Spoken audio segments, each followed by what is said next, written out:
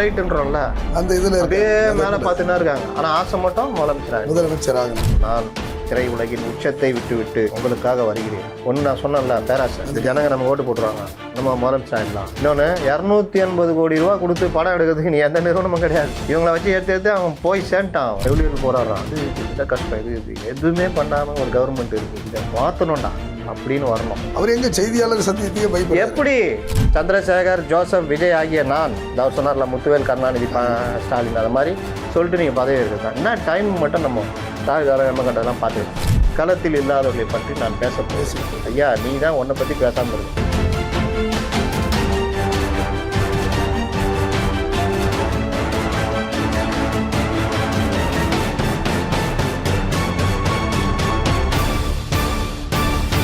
நம் தமிழ் நேயர்களுக்கு வணக்கம். இன்றைக்கு அரங்கத்துக்கு வந்திருப்பவர் மூத்த பத்திரிகையாளர் முத்தலிப் அவர் வந்திருக்காங்க.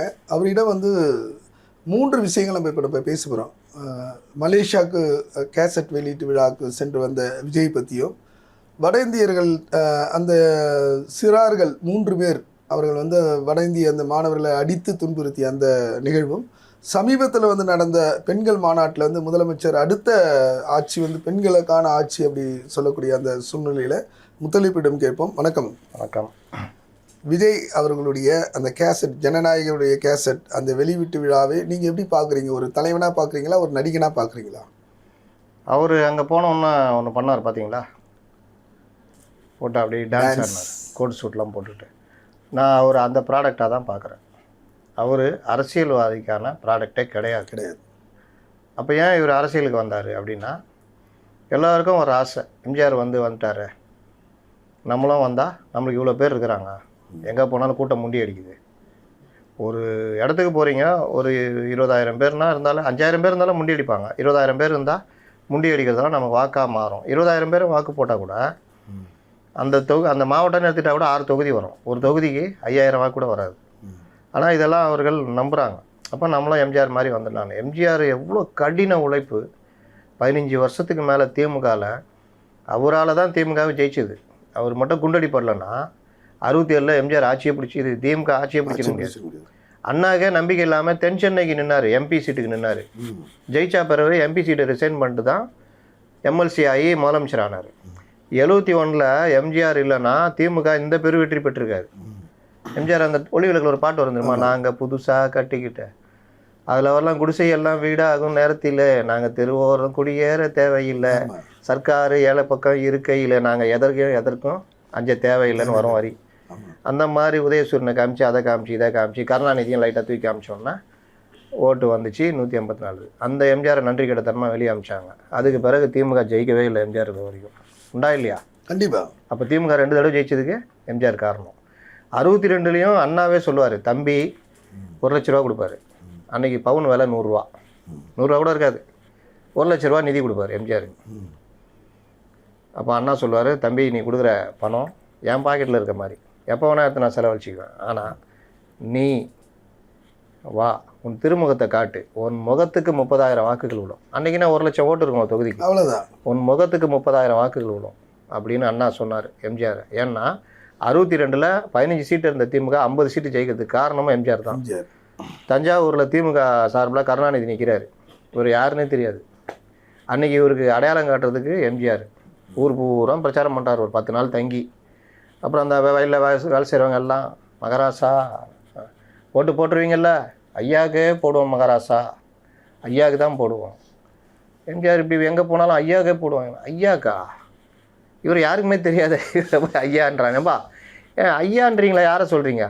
நம்ம பரிசுத்த நாடார் ஐயா தான், அந்த ஊரில் பெரிய காங்கிரஸ் தலைவர். தியேட்டர் கிட்டலாம் வச்சுக்கிறாங்க. இந்த இதில் ஆண்பாவத்தில் இவர் சொல்லுவார், நான் ஸ்கூல் கட்டினேன் யாரும் வரல, அது கட்டினேன் யாரும் கட்டினேன், நீங்கள் தேட்டர் கட்டிக்கிறேன் எல்லாம் வந்துக்கிறீங்க. அந்த மாதிரி தேட்டர் ஓனர்களுக்கு அந்த காலத்தில் அவ்வளோ மரியாதை, ஊரில் பெரிய மனுஷங்க. அப்போ ஐயா, ஆமாங்க ஐயா, நீங்கள் அவரு தானே வந்திருக்கீங்க, காங்கிரஸ் தானே ஐயா, நாங்கள் போட்டுறோம். ஐயோ ஐயாவுக்கு வரல, இந்த பாவப்பட்ட ஜென்மத்துக்கு வந்துக்கிறேன், இவர் தான் கருணாநிதி, உதயசூரியனுக்கு போடுங்க, திமுகவுக்கு வந்திருக்கான்னு மறுபடியும் ஒரு வாரம். இதில் இன்னொரு கொடுமை, இன்றைக்கி எம்ஜிஆர் மலையாளி அதெல்லாம் பேசுகிறாங்களே.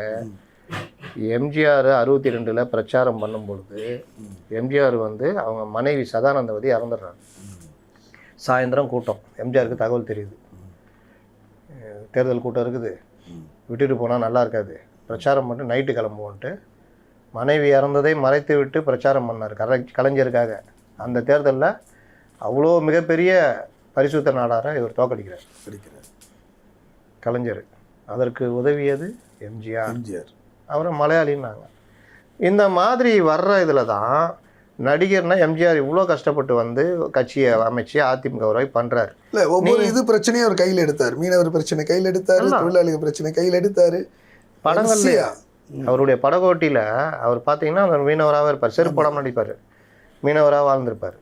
தொழிலாளி படத்தில் ஒரு பஸ்ஸு கண்டக்டராக இதுவாக எப்படி அதுக்கு முன்னாடி ஃபஸ்ட்டு சீனே அந்த பாரம் இழுக்கிறது.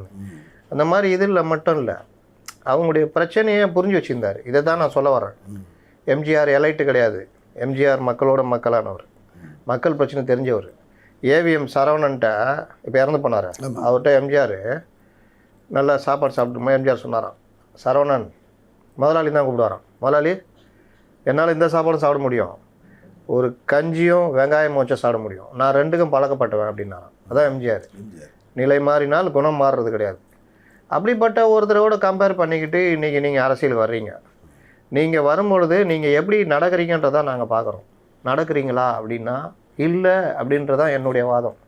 எம்ஜிஆர் இருந்திருந்தால் தூய்மை பணியாளர்களை கூப்பிட்டு வீட்டில் பேசினார்ல, அன்னைக்கே அந்த எவ்வளோங்க எத்தனை பேர் 1200 பேர் 1200 பேருக்கும் ஏதாவது மாத செலவு ரேஷன் கிஷன்லாம் போய் சேர்ந்துருக்கும். அதற்கு பிறகு அதில் ஒருத்தர் ரவிக்குமார் தற்கொலை பண்ணிட்டாரு. உடனே எம்ஜிஆருடைய உதவியாளர் போய் எம்ஜிஆர் ஸ்டைலுன்னா பேப்பரில் சுற்றின ரூபா நோட்டு கட்டு அந்த ஃபேமிலி கொடுத்துட்டு தலைவர் பார்த்துட்டு வர சொன்னார்னு மாலை போட்டு வந்திருப்பாங்க. இதுதான் எம்ஜிஆர். நீ எம்ஜிஆர்னு சொல்லிக்கிற. வீட்டில் கூப்பிட்டு அந்த தூய்மை பணியாளர்களை பார்த்த அந்த ரவிக்குமார்னு ஒருத்தர் தற்கொலை பண்ணிட்டார, 6 மாதமாக அவர் போராடி சம்பளமே இல்லாத ஒருத்தர் என்ன பண்ணுவான்?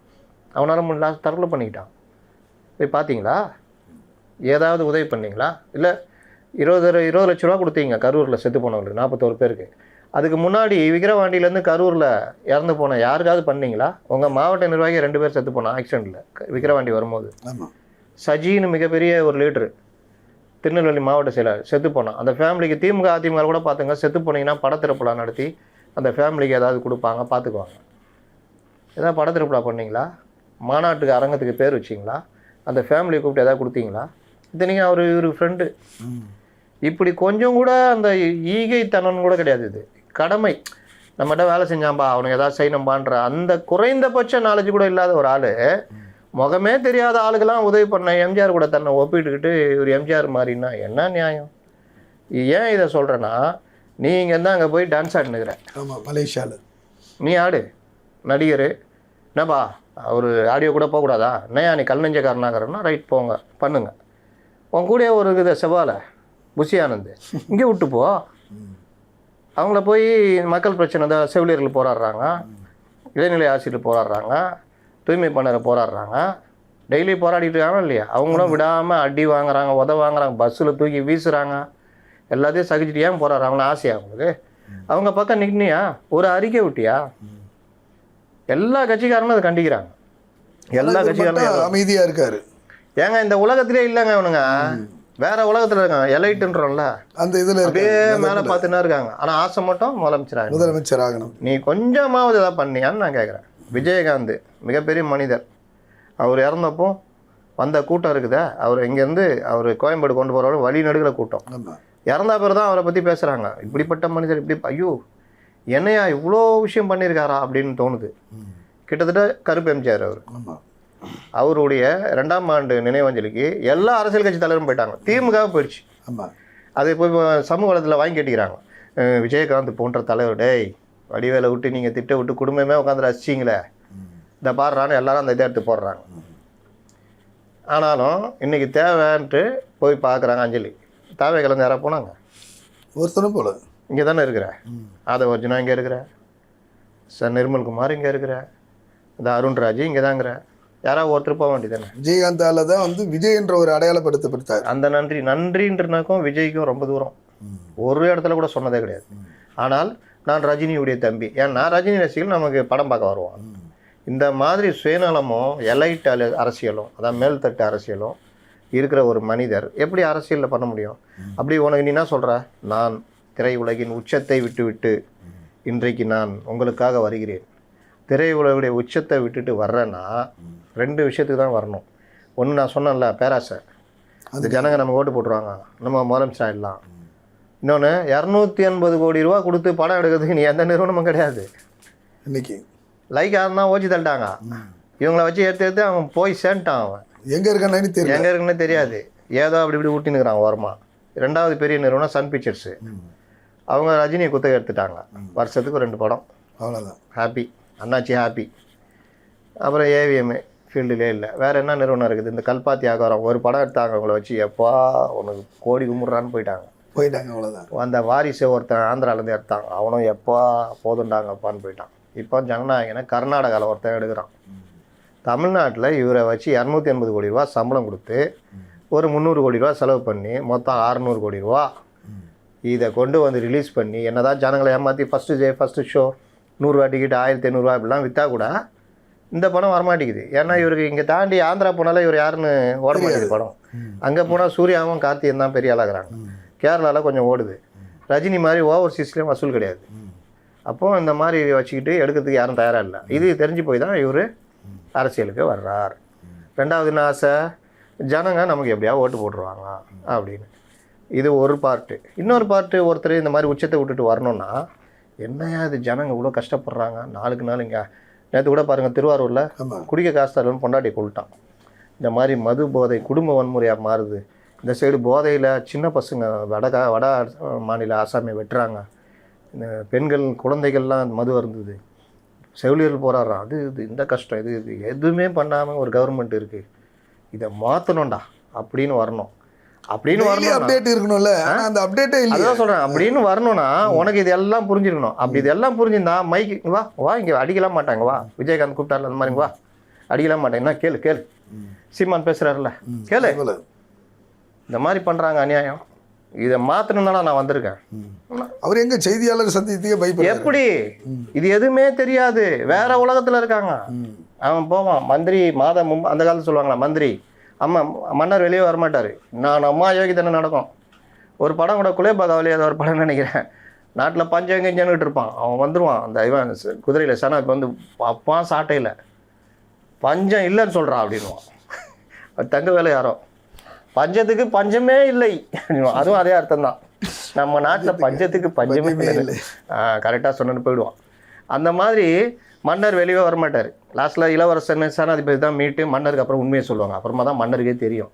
அந்த மாதிரி இவர் பனையூரை விட்டு வெளியே வரமாட்டார். இவருக்கு எதுவுமே தெரியாது. இவர்கள் போவாங்க, மன்னா அப்படின்னாங்க. நான் முதலமைச்சர் அதில் ஏதாவது பிரச்சனை இருக்குதா? எந்த பிரச்சனையும் இல்லை. போன வாரம் Vendi.comல பார்க்கும்போது 29%, இப்போ 35% வந்துச்சு. இது அப்படியே வலுவடைந்து ஏப்ரல் மாதத்தில் 45% மாறிடும். அப்படியே போக வேண்டியதுதான். அதாவது சந்திரசேகர், ஜோசப், விஜய் ஆகிய நான், அவர் சொன்னார்ல முத்துவேல், கருணாநிதி, ஸ்டாலின், அந்த மாதிரி சொல்லிட்டு நீங்கள் பதவி இருக்கிறது தான். என்ன டைம் மட்டும் நம்ம ராகுகாலம் எம்மகண்டதெல்லாம் பார்த்துக்கலாம். அவ்வளோதான், வேறு பிரச்சனை இல்லை. அவ்வளோ பிரச்சனை இல்லை. இந்த அமித்ஷா வேறு ஒரே தொல்லை பண்ணுங்கிறாப்புல, என்டிஏக்கு வான்னு. நான் வேறு அந்த 1 மாதம் உள்ளே இருந்தேன்ல, பயந்து போய் சிபிஐ விசாரணை கேட்டேன். இதுதான் சாக்குன்னு என்னை கூப்பிட்டு பேசினுக்கிறாங்க. ஐயோ அங்கெல்லாம் போயிடாதீங்க, நம்ம வந்துடுறோம், தனியாக வர்றோம். எப்படி வரோம்? வர்றோம் தலைவரை. ஒரு தொகுதிக்கு எவ்வளோ ஓட்டு இருக்குது? 1.5 லட்சம் ஓட்டு இருக்குது. இதை பாருங்க, கேளுங்க. புஷிங் வா சொல்லு. பயங்கரமாக இருக்குது. அவ்வளோதான். இப்படி தான் ஓட்டிகிட்டு இருக்காரு. இந்த ஆசையில் தான் எதை பற்றியும் கவலைப்படுறதில்ல. மக்கள் பிரச்சனை பற்றி கையில் எடுக்கிறது இல்லை. இப்போ எல்லாருமே ஸ்கூல் படித்து வந்திருப்போம். ஒவ்வொருத்தரும் ஒவ்வொரு அனுபவம் இருக்கும். இப்போ நான்லாம் வந்து என்ன பண்ணுவோன்னா, நம்ம படித்த காலம் தான் எங்கள் ஸ்கூல்னா, நீ படிக்காரி போதானே அப்படியே படிப்போம். ஆனால் ஃபஸ்ட் ரேங்க் விட்டதில்லை. இருந்தாலும் அந்த மனப்பாடம் இது பிடிக்காது எனக்கு. படிப்போம் அப்படின்னு நாளைக்கு காலையில் எழுந்திரிச்சு படிச்சிருவோம். அடுத்த நாள் வரும்போது திங்கக்கிழமையிலேருந்து கரெக்டாக 5 மணிக்கு எழுந்திரிச்சு திங்கக்கிழமை வந்துடும். 28 தேதியா, 1ஆம் தேதியிலேருந்து ஆரம்பிச்சிடுவோம்பா அப்படி. இப்படியே போயிடும். பரீட்சை நெருங்கிடும். என்னடா இது நாளைக்கு பரீட்சைனா இன்றைக்கி உட்காந்து ஒவ்வொன்றும் ஐயோ இது எப்போ படிக்கிறது, ஐயோ இவ்வளோ இருக்கா, இந்த மாதிரிலாம் அனுபவப்பட்டு போய் ஏதோ எழுதி வருவோம். உண்டா இல்லையா? கண்டிப்பாக. இதே வேலையை தான் இவர் இப்போ பண்ணுகிறார். மற்றவன் எல்லாம் பரீட்சைக்கு ரெடி ஆகிட்டு இருக்கான். ரிவிஷன் எக்ஸாம் எழுதுறான். ஒரே சப்ஜெக்டை பல தடவை எழுதுறான். இங்கே இவர் ஒன்று பண்ணுறான். முதலமைச்சர் 72 வயசு. அவர் போய் ஊர் ஊராக போய்க்கின்னு ரோட் ஷோ நடத்திக்கின்னு பெண்கள் ஆட்சி தான் வர என்ன ஊட்டின்னு நான் எரிதடி மாலா ஃபேன் ஆப்பன்னு எழுதி கொடுத்தா கூட படிச்சிடாப்புல. ஏதோ கிண்டலானாலும் ரைட்டு, ஓட்டு வருதா ரைட் படி. இங்கே இவர் 160 170 இடம் போயிட்டாரு, பிரச்சாரம் பண்ணுறாரு, கேள்வி கேட்குறாரு, கேள்விக்கு பதில் சொல்ல முடியாமல் ஊர்ந்து போய் தவழ்ந்து போயின்றாங்க. டேய் அதான் வந்துட்டேன்ல, கேள்விக்கு பதில் சொல்லுங்கப்பா. நான் சொல்ல மாட்டேன். ஏதோ ஓட்டுனுக்கிறாரு, அண்ணாமலை ஒரு பக்கம், நைனா நாகேந்திரா, அவங்க இவங்க எல்லா களத்தில் இருக்காங்க. களத்திலே இல்லாத ஒருத்தர் வந்து முதலமைச்சர் கனவுல இருக்காரு. ஆனால் இவர் என்னம்மா சொல்கிறாரு, களத்தில் இல்லாதவர்கள் வந்து நாங்கள் பேசவே மாட்டோம். ஏய் கண்ணாடியை பார்த்து சொல்லுங்கிறியா, இங்கே சொல்லியா கண்ணாடியை பார்த்து ஒன்னே சொல்லணும். இன்றைக்கி ஒருத்தர் கேட்டார் என்கிட்ட, ஏங்க ஏடிஎம்காரங்க ஏன் அவர் மேலே அவ்வளோ கோச்சிக்கிறாங்க, களத்தில் இல்லாதவனும் ஏடிஎம் ஏங்க அவங்க எங்கே கோச்சிக்கணும், பைத்தியக்காரத்தனமாக இருக்குது. அவரே சொல்லிக்கிட்டாரு. களம்னா என்ன, போர்க்களம், அரசியல் களம் அப்படின்னா பேட்டில் ஃபீல்டு, பேட்டில் அந்த சண்டை நடக்கிற இடம். அரசியலில் இந்த தான் சண்டை, நீ பண்ணியா நான் பண்ணேன் நீ பண்ணியா, இப்படியே டெய்லி அறிக்கைன்னு. ஏங்க 1க்கு 3 தலைவர் போய் நின்றுக்கிறாங்க அந்த பிஜேபியில். அண்ணாமலை, நைனா நாயகன், தமிழிசை 3 பேர் நிற்கிறாங்க. 3 பேர் நின்றுங்கன்னா அண்ணன் இப்போ அண்ணாமலை ரொம்ப திருந்திட்டார். அண்ணன் எடப்பாடி பழனிசாமி ஆட்சியை கொண்டு வந்தே தீர்வோம் என்று அதிமுக ஆட்சி மலர்ந்தே தீர்வுலாம் பேசினுக்கிறாப்புல. அப்போது இந்த அளவுக்கு பேசுகிற அளவுக்கு அங்கே கீ கொடுத்து கரெக்டாக கரெக்ட் பண்ணி வச்சுட்டாங்க. இங்கே யாராவது ஏதாவது பேசினான்னு கேட்டால் எதுவுமே இல்லை. ஆனால் களத்தில் இல்லாதவர்களை பற்றி நான் பேச போகிறேன். ஐயா நீ தான் உன்னை பற்றி பேசாமல் இருக்கணும், ஏன்னா நீ தான் களத்திலே இல்லை. இதுதான் இன்றைக்கி நிலமை. அதனால் அந்த இது ஆடியோ லான்ச்சு ஓகே, ஆனால் இந்த லான்ச்சில் ஒன்றும் இல்லையா, நீங்கள் ஒன்றுமே இல்லை, தயாராக அவ்வளோ. ஏங்க நேற்றுலாம் பார்த்தீங்கன்னா எல்லா கட்சியும் அந்த எஸ்ஐஆர் படிவம் முகாம் போட்டிருக்காங்க ஏரியாவில். ஒரு இடத்துல இவங்களுடைய கட்சி ஆட்கள் ஒருவரும் இல்லை. அதுதான் அதை பற்றி என்ன கவலை, தன்னால் வந்துடும் மிதப்பில் இருக்காங்க. நாம் தான் முதலமைச்சர் அப்படின்னு சொல்லி உழைக்காமே வந்து முதலமைச்சர் ஆகணும்னு சொல்லிட்டு. அது எப்படிங்க ஆக முடியும்? எம்ஜிஆர் ஆனார்னா 72 வெளியில் அமிச்சாங்க, 77 வரைக்கும் 21 படம் நடித்தார். நீ ஒரு படத்துக்கே நாக்கு தெளிச்சு உனக்கு. இப்போ தான் வரப்போகுது. 21 படம் நடித்தார், அதில் 2 படம் டைரக்ஷன் பண்ணார்.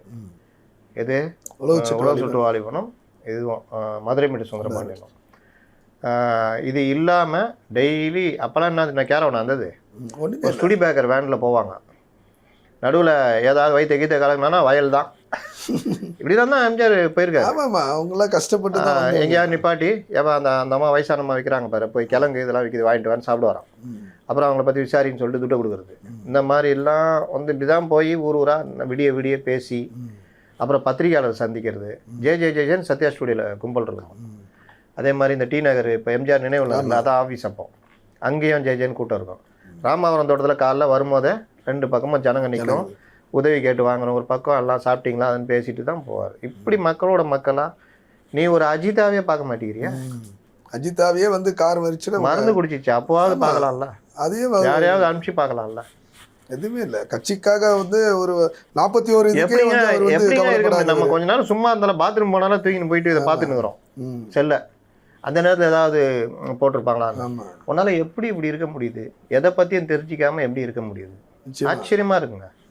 இவருடைய எல்லா விதமான செயல்பாடுகளை வந்து நிச்சயமா வந்து தேர்தல் வந்து பின்னடைவு ஏற்படும் சொல்லிட்டு உண்மையில நிதர்சனமான உண்மை. பல அருமையான கேள்விகளுக்கு அற்புதமான உங்கள் பதில் வந்து பதிவு பண்ணியிருக்கீங்க. நன்றி.